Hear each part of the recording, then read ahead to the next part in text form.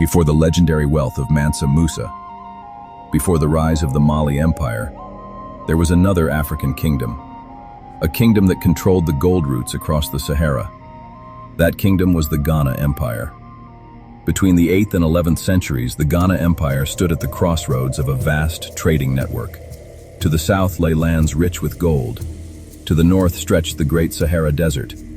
Across this desert traveled long caravans of camels.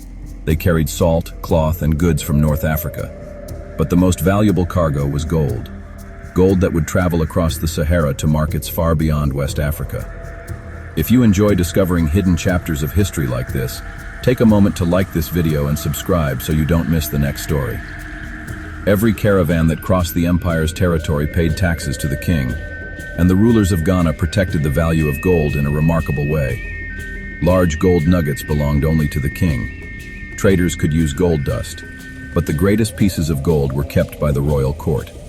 The empire's capital, often identified as Kumbi Saleh, was unlike many cities of its time.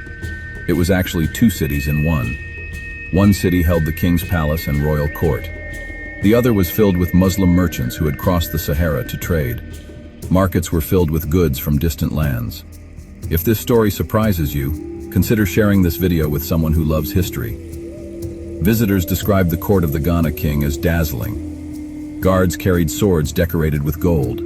Royal dogs wore collars of gold and silver. Ministers and interpreters surrounded the ruler. When the king appeared, people threw dust upon their heads as a sign of respect. These ceremonies showed foreign merchants one thing clearly: this kingdom was powerful. Soninke tradition also tells of a sacred serpent named Bida. The people believed the serpent protected the land and brought prosperity to the kingdom. Stories like this preserved how people understood the rise and decline of their empire. But no empire lasts forever. Trade routes began to change. New powers began to rise across West Africa, and the once mighty Ghana Empire slowly declined. Yet from the same lands where Ghana once ruled, a new story was beginning. A child would be born under a prophecy, a prince who, according to tradition, could not walk. But that child would grow to defeat a powerful king and found a new empire. His name was Sundiata Keita. If you want to see the dramatic story of Sundiata Keita and the rise of the Mali Empire, make sure to subscribe so you don't miss the next episode. Before you go, I'm curious. Did you learn about the Ghana Empire in school? Or is this the first time you've heard its story? Let me know in the comments. History is bigger than we were told.